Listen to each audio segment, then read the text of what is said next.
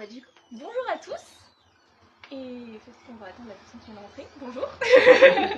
Alors du coup, aujourd'hui, nous recevons Ava Al-Motar, qui est une romancière, novelliste et poétesse canadienne, qui a écrit notamment The River's Roots chez J'ai lu, et qui est co-autrice de Des oiseaux du temps avec Max Gladstone. Voilà. Oui. Hop, Alors déjà, pour commencer, donc votre dernier livre paru en France, c'est du coup la novella The River's Roots chez J'ai. Est-ce que vous pourriez nous dire un peu de quoi ça parle? Ça parle de deux sœurs, excuse-moi, deux sœurs qui ont, je parle parce que c'est un peu difficile pour moi de le dire en français parce que ça fait plusieurs mois que je le dis en anglais, alors je suis en train de traduire en même temps, mais au fond, il y a deux sœurs qui s'aiment beaucoup, puis qui ont le boulot de chanter à deux arbres vraiment importants. C'est quoi un willow en français? Les saules. Les saules, merci. Les saules, même, c'est juste des saules. C'est quoi le saule, Florent? Alors, elle chante à ces saules. Puis, elles ne savent pas pourquoi, mais elles vivent dans un endroit qui s'appelle Thistleford, qui est sur qui s'approche de voyons, okay, sorry, I can't do this in French if I'm describing my own book. But they live on the borders of fairyland. And so they sing to these willow trees. They love each other very much. And one of them, the eldest, Esther, is being courted by a terrible man who wants to marry her for the land that she'll inherit. But she's also being courted by a fairy, an Arcadian from Arcadia, named Rin. And the choices that she makes start to change the lives of her and her sister. And it's a very short book, so autre que ça, c'est des spoilers. Est-ce que vous comprenez en anglais ou pas? Oui, oh, peut-être. Reprenons, donc c'est l'histoire. J'aurais pu lire le. On aurait pu lire la quatrième. Donc l'histoire de deux sœurs qui chantent à deux saules qui sont au bord d'une rivière. Elles ne savent pas pourquoi elles chantent, mais en tout cas elles le font. Elles vivent dans le village donc, de Thistleford, pardon. Et donc elles sont très proches, ces deux sœurs. Et il y en a une des deux, un homme mauvais lui fait la cour. Et ensuite, qu'est-ce que tu as dit? Elle a aussi un autre. Ah oui, il y a un autre personnage Reine, qui va lui faire la cour, Reine, qui vient du pays qui est à la juxtaposition de la ville de Thistleford. Et ce personnage, c'est Reine, qui est un fée et qui peut prendre plusieurs formes, qui va prendre plusieurs formes à travers l'histoire. Oui, merci beaucoup. C'est beaucoup mieux. Alors déjà, un truc que je trouve assez marquant quand on commence le livre, c'est que la narration, elle nous renvoie directement l'impression d'entendre un peu un conteur en train de nous raconter un mythe. Et est-ce que du coup, cette possibilité de transmettre le récit oralement, c'était un élément clé de cette histoire? Oh, absolument, absolument. J'ai décidé dès le début que je voulais une voix qui raconterait l'histoire comme quelqu'un qui raconte une histoire orale. De la même manière qu'on raconte les contes de fées et tout ça. Il y a une autrice qui s'appelle Hope Mirrlees qui a écrit un livre en anglais qui s'appelle Blood in the Mist. Puis, je pense dans les années 1920. Puis, elle était bonne amie avec Virginia Woolf. Puis, mais elle écrivait quand même dans une tradition de fantasy que est pas bien reconnue maintenant, je trouve. Alors, j'ai adoré ce livre-là, puis il y a beaucoup d'influence de Hope Mirrlees dans ça. Puis la façon qu'elle a écrit son roman, c'était vraiment une choix de narrateur qui observe l'histoire. Puis je trouve que ça aussi, c'est pas au courant maintenant. On parle beaucoup, surtout dans les... dans les festivals en anglais, en tout cas, on parle de craft, de la façon que les choix qu'on fait en tant qu'auteur. Puis on parle de point of view, puis narrator choices, des affaires comme ça. Puis il y a beaucoup beaucoup d'accent sur quelque chose qui rend l'action vraiment immédiat, vraiment immersant, est-ce que ça se dit en français? Immersif, merci. Puis on parle aussi de pas, en anglais on dit, show, don't tell, de juste pas raconter une histoire, puis ça m'a toujours paru bizarre de ne pas vouloir conter une histoire. Alors j'aime beaucoup ça, puis je voulais jouer avec, je voulais que l'histoire ait un air antique, en tout cas. Est-ce que du coup, les traditions orales, c'est quelque chose qui a eu un impact en fait dans votre vie Oui, un petit peu, mais plus parce que c'est bizarre. Moi, j'ai toujours vraiment aimé les collections de contes de fées, puis aussi d'histoires folkloriques de plusieurs différentes traditions autour du monde. Puis, ce qu'ils ont en commun, ils sont tous quand même écrits, il y a toujours quelqu'un qui est en train de rapporter l'expérience d'un conte oral ou d'une tradition orale. Puis, normalement, il y a aussi comme une cadre. I'm just translating frame. Est-ce que ça se dit en français? OK. I'm so self-conscious about this. Grandir à Québec avec l'Académie française et tout ça, puis les anglicismes, c'est... En tout cas... Non, mais ça fonctionne. Mais en tout cas... Alors, il y a toujours une impression que l'écriture est là pour sauver l'oral, que l'oral est vraiment éphémère, puis il faut le sauver de lui-même par le fait de le mettre en encre sur une page et tout ça. Mais c'est pas vrai. C'est quelque chose qui convient très bien à ceux qui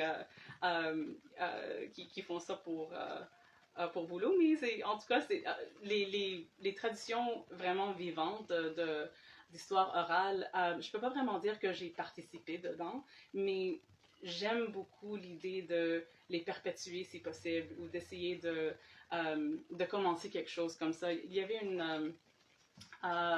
un groupe à Ottawa qui s'appelait The Ottawa Storytellers, puis ils voulaient, ils avaient comme mission de se rencontrer une fois par mois pour juste raconter des histoires. Un peu comme ça, juste comme un open mic, mais avec des histoires folkloriques ou mythiques.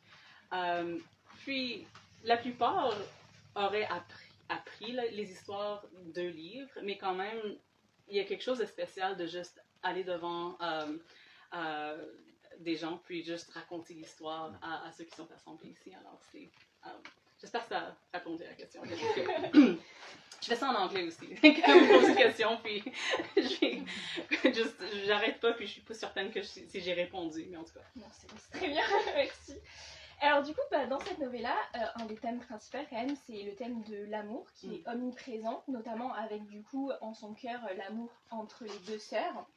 Et du coup, est-ce que c'était important pour vous de parler de ce lien qui est quand même mis en comparaison d'un amour romantique en fait? Oui. Et du coup, cet amour prime un peu sur tout le reste.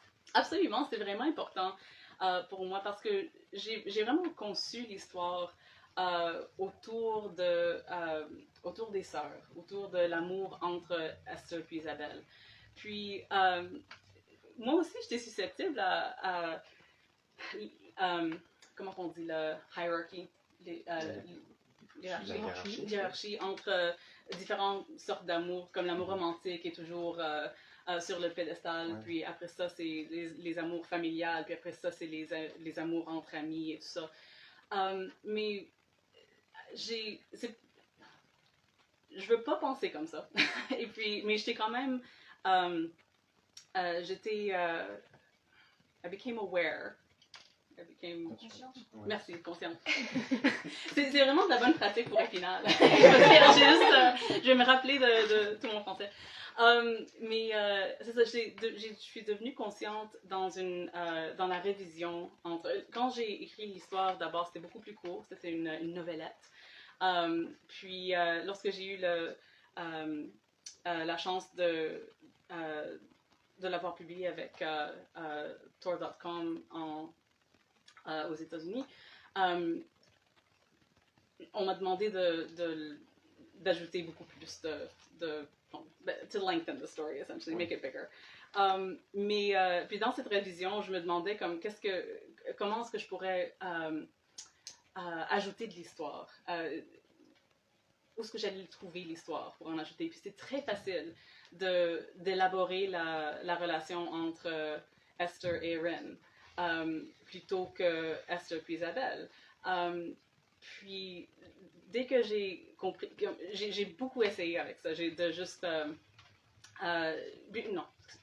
Every time it started to happen, que j'écrivais comme 3000 mots de juste de l'histoire de Esther et Ren, puis like I would develop it from different sides and facets. Et chaque fois, je voulais I would just pull it back. It was just not right. It was Donc, like chaque fois que tu essayais une nouvelle manière de présenter les choses, oui, tu t'annulais. C'est ça. Et tu recommençais quelque chose. Je voulais pas que I didn't want the focus to be on Esther and Ren. Essentially. Oui, tu voulais pas que le focus soit sur l'histoire d'amour. C'est ça. Je voulais que ça soit vraiment sur les sœurs. Mais ça a pris beaucoup d'essais avant de trouver la manière pour vraiment comme épanouir l'histoire de leur, like from their history, essentially, au lieu de juste comme écrire beaucoup plus de scènes d'amour entre Rin et Esther. C'était beaucoup juste de tourner du romantique au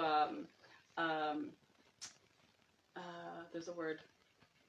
À l'amour filial. Filial, merci. Ben, filial, like, Fraternel, sororal. Sororal. Je cherchais sororal.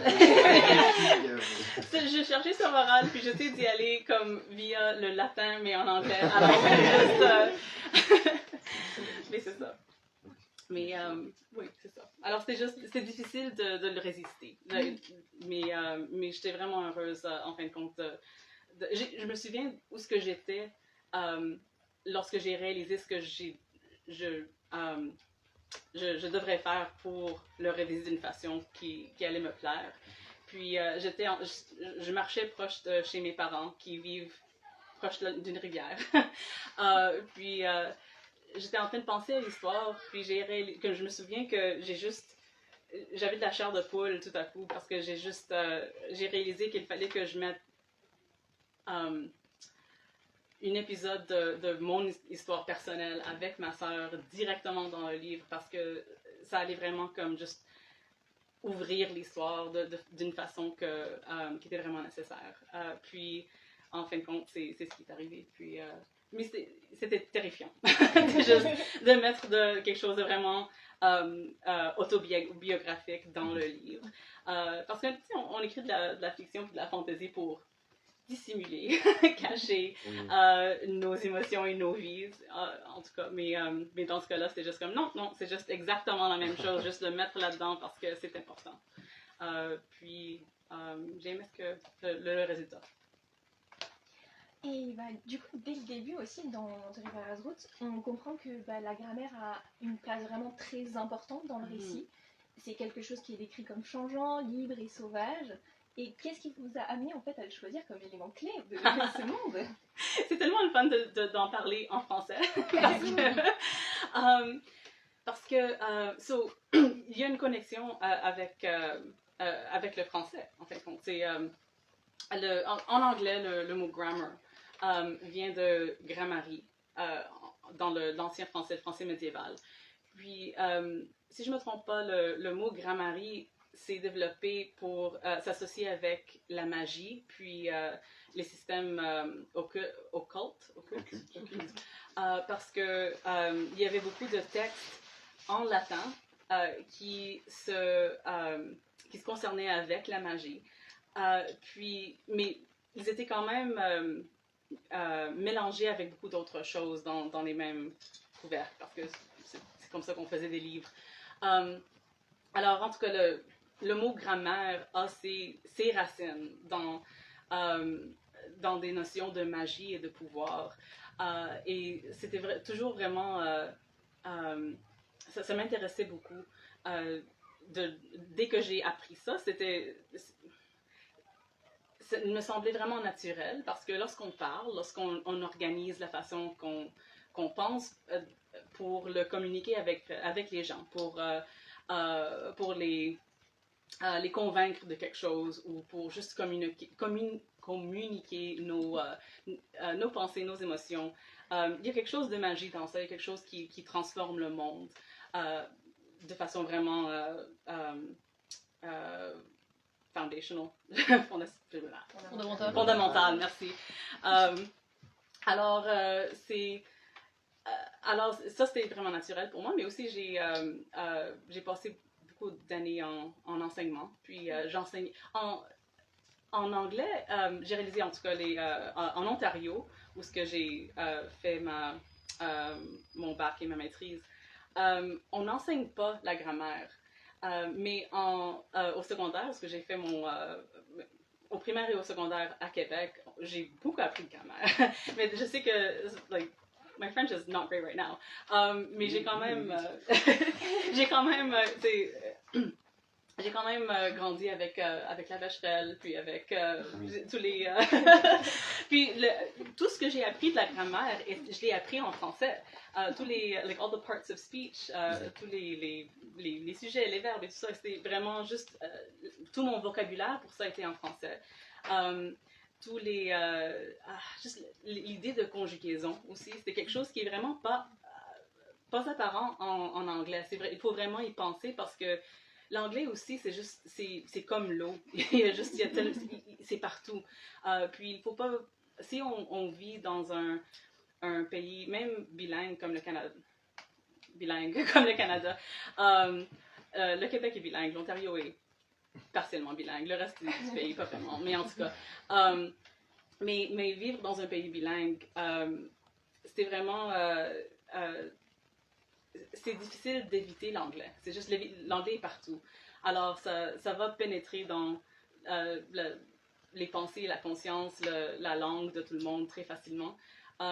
C'est pour ça que j'ai plus de facilité en français qu'en arabe, mais en anglais, c'est plus que les deux. Alors, c'est tout pour dire qu'il y a une genre d'osmose qui arrive avec l'anglais. Alors, il y a beaucoup de gens qui parlent fluemment en anglais, mais qui ne savent pas la grammaire de pourquoi ils parlent comme ça, pourquoi ils écrivent comme ça. Alors, le fait que je l'ai appris en français m'a donné comme une squelette pour pouvoir comprendre plus de la grammaire en anglais. Même, even though it's the language that I'm most fluent in, it is the language that I knew the least grammar of. Alors, lorsque j'enseignais aussi, j'aimais ça, comme raconter aux étudiants que la grammaire qui semble si achalante puis frustrante est quand même a ses origines dans de la magie et dans quelque chose qui est vraiment enchantant et quelque chose qui est vraiment qui a beaucoup de pouvoir en tout cas. Alors c'est ça. Du coup, un autre point dans la nouvelle qui est assez différent, on va dire, des autres récits, c'est la façon dont sont présentés les fées, qui dans beaucoup de récits sont présentés comme malveillantes ou espiègles, alors que dans celui-là, l'accent est porté plus sur leurs différences de forme de communication, alors que la véritable menace semble venir des êtres humains, en fait, dans ce monde-dit. Et est-ce que c'était un choix volontaire et est-ce que vous vouliez montrer quelque chose au lecteur avec ce choix? Oh, absolument. Merci. C'est tellement une belle question. Oui, j'ai commencé, mais j'ai pas terminé un doctorat sur les représentations de fées dans la littérature anglaise de la période romantique au Royaume-Uni. Puis j'étais vraiment fascinée par ce que j'ai recherché là-dedans, que les associations avec les fées dans l'imagination la Grande-Bretagne a changé beaucoup autour des années. Puis, mais les origines en tout cas, du mot like fairies, il y a comme deux théories de ce qu'on a le mot. Puis il y en a une qui le met avec le latin, puis fata, qui tourne vers la France et la tradition plus latine. Mais l'autre regarde vers l'Est et vers la Perse, puis les Peri.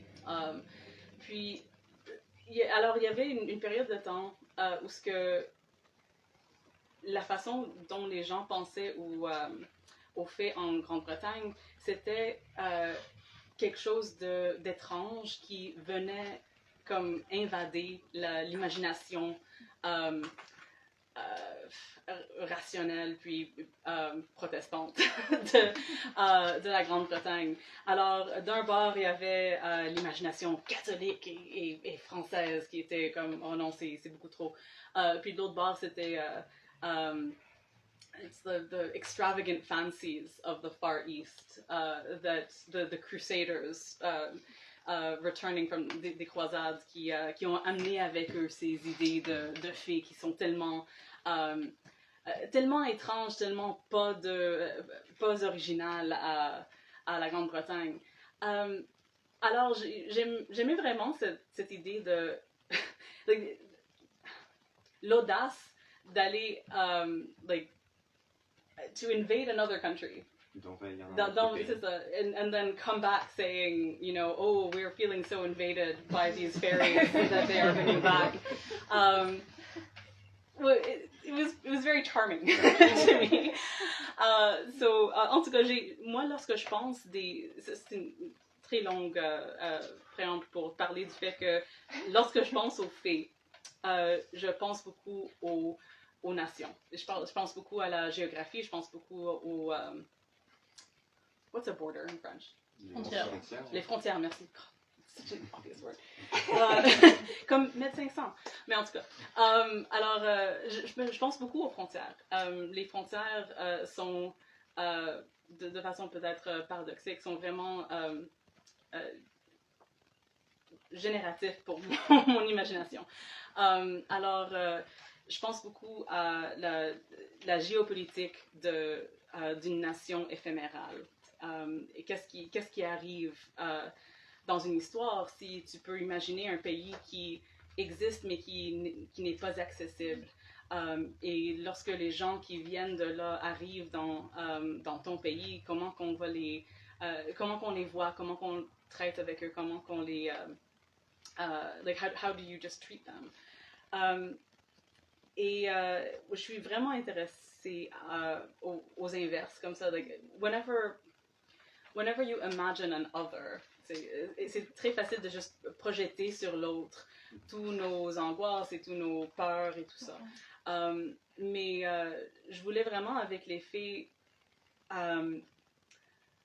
imaginer que les humains sont des monstres. Que les humains, pas juste des monstres, mais des monstres séductifs. Que le fait que les humains chantent peuvent avoir un effet tellement énorme sur quelqu'un de l'Arcadie, puis qu'ils sont vraiment vulnérables. Lorsqu'un mot est le même mot, c'est tellement... It can't possibly be vulnérable. That just sounds like I'm making it up. Mais en tout cas, c'est juste... This is because of the Norman invasion. This is why. It's exactly that. So, speaking of invasions, mais en tout cas, alors le fait que les Arcadiens sont vulnérables à la musique, mais juste le chant spécifiquement, était quelque chose que je voulais vraiment jouer avec puis explorer. Parce que même si Rin peut devenir un orage ou une oh my god, une hibou et tout ça, ça dérange pas, c'est quand même, il y a elle est quand même vulnérable à quelque chose qui est vraiment simple et qu'on ne pense pas au fait qu'on le fait. Mais en tout cas. So, I just noticed, I don't know what Rin's pronouns are in French. That's really troubling. Oh, really? French. Okay. Because en anglais, le pronom, Oui, c'est they. oui. En Il y a pas français, on peut utiliser yel. Ah, ok. Je crois que le traducteur a esquivé Je crois les aussi. questions Oui, Il y a eu une peut esquive. en évitant de choisir de ne pas le ou la utiliser de pronom. Ouais. la désigné par Oui. le pronom. Ah, ok, ok. Ouais. Intéressant, ok. Parce que j'ai pas encore tout lu. J'ai lu comme les premières pages, mais... Oui, il arrive plus tard. Yel arrive plus tard. C'est ça, c'est ça. Oui. Yes. Comment on l'écrit? I-E-L. I-E-L, parfait. Ok, cool. J'aime le savoir parce que c'est... Je lis en anglais. J'ai arrêté mon apprentissage en français avant que Ah oui, oui. les développements. Alors, C'est moins courant, mais on le retrouve de plus en plus dans les livres. Ah, excellent. Particulièrement. Parfait. Fantastique. Alors du coup, pour parler un peu autre que ce livre-là, Mmh. on a écrit d'autres livres, et c'est vrai que dans le nouveau qui est paru, Season of Glass and Iron, Oui. vous avez mentionné que vous aviez essayé de trouver un lien entre toutes les histoires que vous avez regroupées, et que ce lien, ça semblait être les femmes qui étaient au cœur de tous ces récits. Oui. Et est-ce que vous pouvez nous dire, dans votre vie d'écrivaine, elles ont quelle place dans votre vie, et qu'est-ce que vous leur racontez avec elles? Oh, absolument. C'est tellement important pour moi de... je l'ai traité comme une mission personnelle de... Oh, mais je pourrais le prendre ici si c'est possible. I love this cover so much. C'est tellement joli. Mais je pense que c'était, en plus, c'est la même personne, Spencer Fuller, qui a fait les deux. Non, pas celui-là. Mais the original cover. Oui. Comment on dit La version cover? originale. C'est La couverture. couverture, ok. Très beau couvercle aussi. Couvercle. Comme sur un d'un livre. livre. En tout cas, so, je vais mettre ça là. Alors en tout cas, j'ai traité comme une mission personnelle de mettre les relations qui sont les plus importantes pour moi dans ma vie. C'était vraiment mes amis, puis les amis avec qui que j'écrivais, pas nécessairement en collaboration, mais autour d'elle, avec elle, comme C.S.E. Cooney, puis Caitlin Paxson, qui a juste récemment sorti son premier livre, A Widow's Charm en anglais. C'est une romantaisie qui est vraiment fun. Mais Jessica Wick, avec qui j'ai commencé Goblin Fruit, qui était une périodique de poésie fantastique, de fantaisie, tout ça, qu'on a collaboré ensemble pendant à peu près 10 ans, je pense. Alors, toutes ces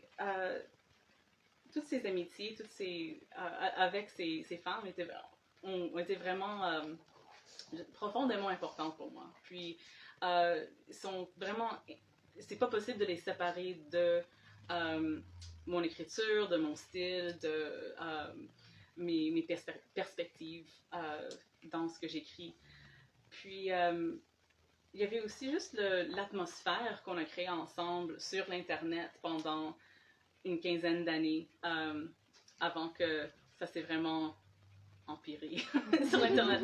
Mais il y avait une bonne quinzaine d'années durant lequel c'était le fun sur l'Internet. Puis l'Internet, c'est aussi où ce que j'ai rencontré la plupart d'elles. Alors, c'était vraiment spécial de sentir qu'on était en train de créer des mondes qui, même si c'était pas en collaboration ensemble, c'était des mondes qui se touchaient, qui s'approchaient. Puis qu'on avait une sensibilité commune ensemble. Puis c'était quelque chose qui vraiment nous nourrissait. Alors c'était juste super important. Et j'étais pas vraiment habituée de voir ces amitiés, ou voir l'amitié en général, élevée dans les récits. C'était pas commun pour moi de trouver des histoires qui vraiment avaient un focus sur l'amitié, surtout les amitiés entre femmes. Alors, c'est important pour moi de juste les mettre dans un livre, parce que la plupart aussi étaient vraiment dans des périodiques, dans des anthologies, qui étaient vraiment différentes l'une de l'autre, et il y avait plusieurs qui étaient plus Exploité. Exploités. Elles étaient plus disponibles. C'est ça. Ouais. Yes, that's right. That sounds very different in English. It's like, but yeah, c'est ça. Whoop. Okay, no, sorry. It's like, is the camera talking to me? Mais en tout cas, c'était ça. Puis par contre, c'était vraiment bizarre d'être en. Est-ce qu'on tournait for a tour? Like a book tour. Ah oui. Oui, Ok. de faire une tournée. J'étais en train de faire une tournée pour ce livre-là, puis j'ai réalisé en le faisant que je me sentais vraiment seule. Like, it was like really lonely. De me promener de ville en ville parlant de mes amies que j'adorais, puis qui n'étaient pas présentes avec moi, en même temps que mon amie Caitlin et Claire, C.S.E. Cooney, étaient en train de voyager ensemble pour le livre de Caitlin dans d'autres villes. Alors, on s'envoyait des photos, puis à un moment donné, elles se sont trouvées à Ottawa pendant que moi, j'étais en Angleterre. Puis, c'était juste tellement bizarre de ne pas être ensemble pendant qu'on était en train de vivre quelque chose de vraiment spécial. On avait achevé quelque chose achieve? Réalisé. Oui. That's right, okay. Like achieving something qui était vraiment spécial et vraiment important, on avait travaillé avec ce but en tête pendant des années, mais de ne pas être ensemble pour ça, c'était... it was like... Est-ce qu'on dit ça me donne la vague à l'âme? It was like, it was just... it was moving, it was really affecting me. Alors, en tout cas, c'est la même chose avec The River Has Roots. J'étais en train de voyager autour du monde, en train de dire à plein d'audiences comment que j'adorais ma sœur pendant que I was like the farthest away from her I'd been for years. Pendant des mois. Alors, comme je la voyais à peine, mais en tout cas, c'est juste l'ironie de mettre nos amours et nos amitiés dans des livres et puis en parlant aux gens avec. Mais... Yeah. Vous avez aussi fait du coup la préface de Voyage léger de Naomi Mitchison. Et vous avez dit dedans qu'à 7 ans vous aviez déjà lu le Hobbit de Tolkien. Et à quel Ça explique beaucoup de comment je suis. Et à quel point est-ce que du coup cette découverte a forgé un peu votre parcours d'autrice? Absolument. J'ai de façon très littérale parce que dans l'édition du Hobbit que j'ai lu, il y avait soit une note biographique, soit quelque chose que Tolkien avait écrit, je suis vraiment pas certaine. Mais la note m'a informé que Tolkien a commencé par écrire... Mon ami! Parlons d'amitié! Sarah Reese Brennan has entered the house. Mais c'est ça, c'est...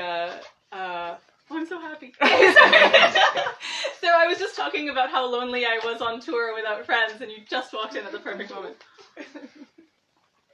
Mais en tout cas, dans cette note, on m'a informé que Tolkien a commencé sa carrière en écrivant de la poésie d'abord, puis ensuite des nouvelles littéraires, puis ensuite des romans. Alors, je me suis dit, c'est comme ça qu'on devient un écrivain. Il faut commencer avec les affaires qui sont courtes, puis graduellement, on développe de la longueur, et puis éventuellement, on écrit des romans. Et je suis toujours, j'écris une novella. Alors, je me suis comme, je continue à avancer. C'est quoi le paradoxe de Zeno? Quand on avance toujours par des moitiés.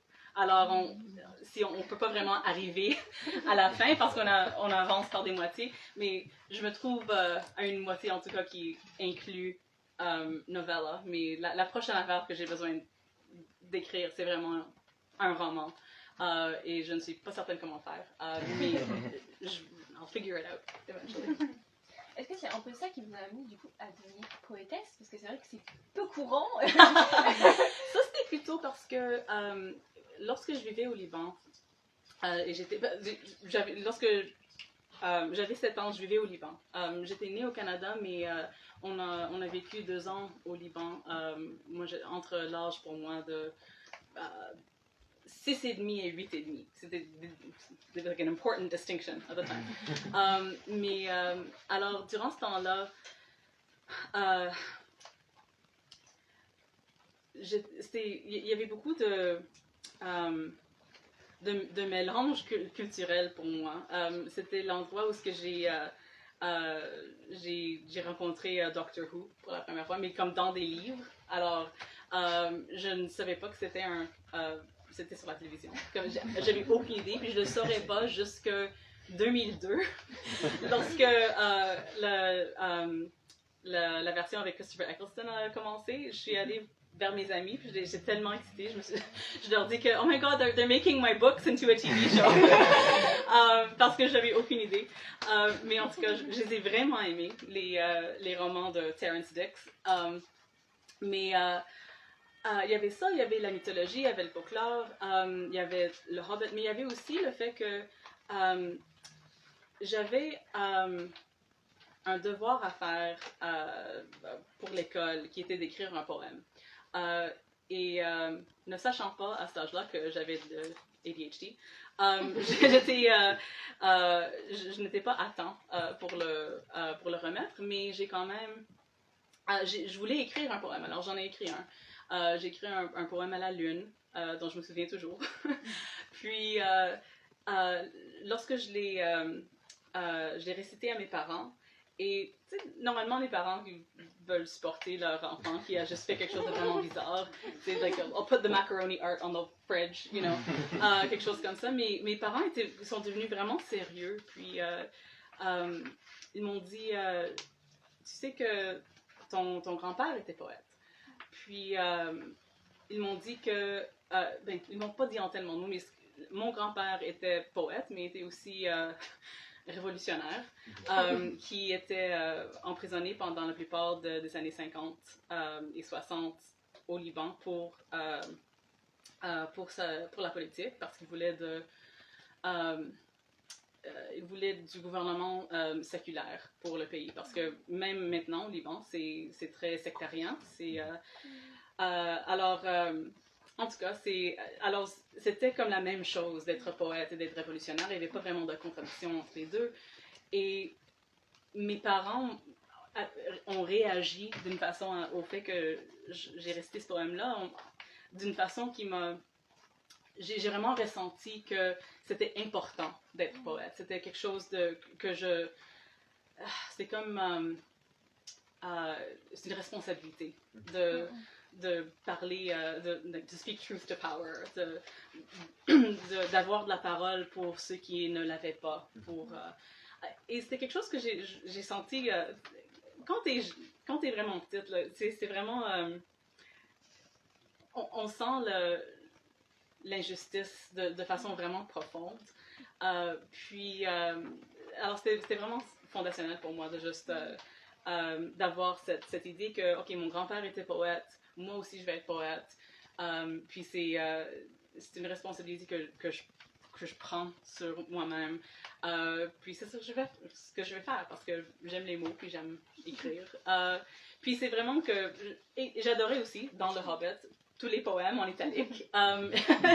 C'était mes parties préférées. Alors, j'étais toujours en train de les mémoriser puis de les réciter pour n'importe qui me laissait en parler.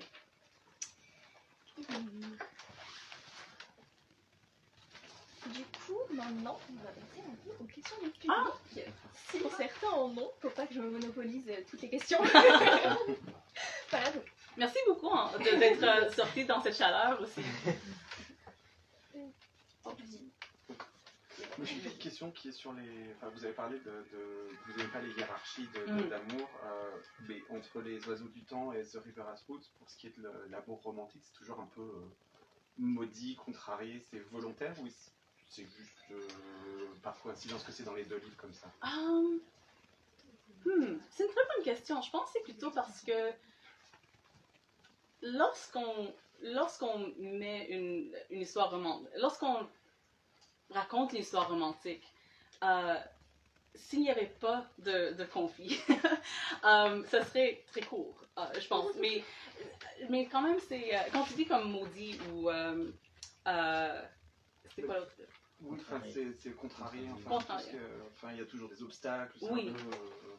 Moi, je pense que c'est. Je pense pas que c'est. Je pense que c'est plutôt parce que c'est juste le genre de raconter une histoire romantique. Il y a des obstacles et tout ça. Mais le fait que les obstacles sont le fait que les amants sont de mondes différents. Ça, je pense que c'est pas. Ça, c'est pas un accident. Ça, c'est quelque chose que. Le fait que les obstacles qu'on a choisis sont des obstacles qui résonnent vraiment avec Max et moi tout d'abord, puis parce que on a tous les deux eu l'expérience d'être dans une relation romantique à longue distance pendant plusieurs années, moi avec mon époux, puis lui avec le sien. Anyways, sorry, words, pronouns. Mais alors ça fait partie de ça, mais c'est aussi que la distance, aimer quelqu'un, je pense que c'est aussi c'est tellement une façon bizarre de répondre à la question, mais ça a à faire avec Internet. C'est le fait que moi, I came of age in an internet where you made your closest friends in this magical other world. C'était un realm, juste un realm? Un royaume. C'est ça, un royaume enchanté, un royaume où on pouvait comme juste trouver nos amis dedans, de façon qu'on ne pouvait pas les trouver autour de nous. Moi, j'étais vraiment isolée dans où ce que j'ai vécu à Elmer, dans le Québec. Je trouvais pas beaucoup j'avais pas beaucoup en commun avec ceux autour de moi. Mais je trouvais que sur Internet, il y avait des gens qui voulaient me parler de livres et de jeux, comment on dit, role-playing games, TTRPGs, ça parle comme ça. Nerd shit. C'est ça. Alors j'ai trouvé que tous ces intérêts-là sur l'Internet, et je pense que cette expérience de trouver tout ce qu'on veut de connexion et de companionship, avec des gens qui sont très très loin de nous, était vraiment formatif pour moi. De juste, puis ça continue à affecter comme mes amitiés maintenant, comme la plupart de mes amis avec lesquels je suis vraiment proche, ironically, sont toujours celles qui sont dans d'autres pays. Alors, je pense que ça, c'est plus... it's like it's relevant to that. Yeah. Does that answer your question? Okay. Moi, je voulais savoir si Seasons of Glass and Iron va être peut-être traduit en français, parce que j'ai des personnes à qui j'aimerais l'offrir qui ne disent pas en anglais. Oh, j'aimerais tellement ça. J'espère que oui. Surtout le fait que j'ai 2 livres qui ont été traduits en français me donne de l'espoir là-dedans. Surtout s'il y a de l'intérêt en parler sur l'Internet ou avec vos amis, ça aidera la situation, je pense. Moi, it's really not up to me. Mais si c'était, si moi j'avais le choix, absolument, je voudrais que tous mes livres soient traduits en français, surtout parce que de toutes les langues que Les Oiseaux du Temps a été traduit dedans, la seule que je lis est en français. Alors, puis c'est vraiment spécial d'être traduit. It means so much to me. Juste de savoir que quelque chose que j'ai écrit ne va pas seulement être lu par des gens qui parlent une autre langue, mais le fait que quelqu'un a pris le temps de vivre avec mes mots, avec mon histoire, pendant une période de temps pour le digester, puis le transformer en quelque chose qui est unique et spécial. C'est vraiment un cadeau comme incroyable. Puis, I never take it for granted. It's really, really important to me. But yeah. Alors, fingers crossed. Est-ce que quelqu'un aurait une autre question? Puisqu'on parlait de traduction et de multilinguisme, donc, alors, du coup tu écris en anglais, tu écris en arabe. Je n'écris pas vraiment en arabe. Il y a un poème bilingue anglais-arabe dans Seasons of Glass and Iron. Oui, mais c'est mon père l'a traduit. Ah. Oui. Il y a 2 poèmes là-dedans qui ont été traduits en arabe par mon père. Wow. Puis ça c'était aussi vraiment, ça m'a vraiment ému, le fait qu'il a pris le temps de le faire. Puis dans les 2 cas, c'était une surprise. Il ne me l'a pas dit. Quelque chose que mon père... C'est pas une réponse à ta question. Je suis partie en tangente, mais c'est juste que... non mais c'est super belle histoire. Mais non, c'est juste que mon père, Oussam Al-Mokhtar, a toujours voulu me parler de poésie en arabe. Alors, c'est quelque chose qu'il faisait de temps en temps, c'est qu'il me lirait un poème, juste pour voir combien que je comprenais. Ma facilité en arabe, je le comprends plus que je le parle, mais c'est à peu près comme une facilité de 5e année, de la lecture et de l'écriture. Alors, c'est pas facile pour moi, mais c'est quelque chose qu'il a vraiment mis beaucoup d'efforts dedans pour partager de la poésie avec moi.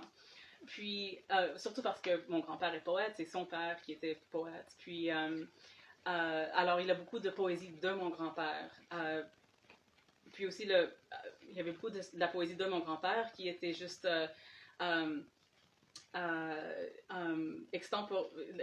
extemporized, comme de façon orale, dans le contexte d'être en prison autour des autres. Alors, il y a une... I can't believe I'm telling this story. C'est juste que on a chez nous... where do I start this story from? I'm so sorry. I know we have one last question, but I'm on a roll. Lorsque mon grand-père était emprisonné, il était en train de...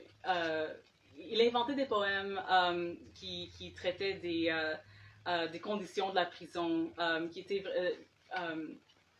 avait beaucoup d'humeur dedans. Il y avait beaucoup de... il était en train de se moquer des gardes et de la nourriture terrible qu'il recevait et tout ça. Alors c'était vraiment comme pour to keep morale up avec les autres qui étaient là. Mais ce qu'il ne savait pas, c'est qu'il y avait un autre prisonnier qui était en train d'écrire tout ce qu'il récitait avec a pencil. Un crayon. Avec un crayon sur de la papier de toilette. Puis, il y avait comme des dizaines d'années par après, cet homme-là a trouvé mon père, puis il lui a donné le papier de toilette avec des poèmes de son père dessus. Puis, on a chez nous, on l'a encadré. Alors, c'est un long affaire de papier de toilette avec de l'écriture en arabe dessus. Puis, en tout cas, tout pour dire que il est arrivé un jour que mon père il m'a dit « Je veux te lire un poème, juste dis-moi combien tu comprends. » Puis il a commencé à lire le poème, puis j'étais comme « Hang on a sec. » Puis c'était mon poème qu'il avait traduit. Alors c'était vraiment spécial. Puis c'était le Song for an Ancient City, qui était le poème que j'ai écrit pour Damascus. Damas? Okay. Alors, en tout cas, ta question. Alors, ma question, c'était est-ce que tu écris aussi en français? Voilà, c'était beaucoup moins intéressant. J'ai écrit, je pense, dans ma carrière entière, 2 poèmes en français, peut-être 3. Il y avait une long gap in between. Il y avait un poème que j'avais écrit pour une cueillette de fonds pour un projet. There was a Kickstarter reward that I wrote a poem for, inspiré inspired by a piece of art that Shweta Narayan had made. Alors c'était un peu compliqué. It was a kind of performance piece. Mais j'étais quand même assez fière de cette affaire-là. Mais je pense que ça vit seulement sur comme Live Journal en ce moment. Alors j'ai jamais publié ma poésie en français. Mais il y avait un autre poème. Il y a un festival au Québec qui s'appelle Les Fleurs du Macadam. Puis je suis pas certaine s'ils le font encore, mais lorsque j'étais au secondaire, c'était quelque chose qui arrivait à chaque année. Puis il y avait plein de monde qui faisait des œuvres d'art sur les rues, sur le macadam. Puis il y avait aussi des poèmes. Alors j'ai écrit un poème, je pense que ça s'appelait Le Livre. Puis j'avais comme, je sais pas, 13 ans, quelque chose comme ça. Puis ça a reçu un prix pour quelque chose comme ça. Mais c'était vraiment... It's not good, you know. It's a child's work. But, mais c'est tout. Alors, j'écris pas vraiment en français. Je trouve que j'aimerais, mais pour écrire en français, j'aurais besoin de lire beaucoup plus en français. Parce que je trouve que pour écrire dans une langue, il faut vraiment être engagé de façon... engagé avec la créativité de cette langue-là, plus que je le suis. Like, my French peaked in high school. Mais c'est pas ma soeur et ma mère et comme la moitié de ma famille continuent à travailler en français, comme travaille pour le gouvernement ou juste ma soeur enseignait le français. Mais puis on vit comme il y a juste comme une demi-heure entre nous. Like, we live very close to each other. Mais moi, je suis sur le côté de l'Ontario, puis eux, ils sont sur le côté du Québec. Alors, c'est juste qu'au cours de leur journée, ils parlent beaucoup plus en français que moi. Puis nous, on parle pas français chez nous. On parle soit anglais, soit arabe. Alors j'ai juste pas vraiment l'occasion de lire beaucoup en français. Mais des festivals en France m'encouragent de le faire autant que je peux, en tout cas. Alors, j'aimerais beaucoup ça, mais pas maintenant. Alors, du coup, si vous avez d'autres questions, vous pourrez les poser directement à Amal tout à l'heure pendant les dédicaces. Et du coup, merci d'être venue. Merci beaucoup de m'avoir. À Gélu aussi d'avoir organisé cette rencontre. Voilà. Merci.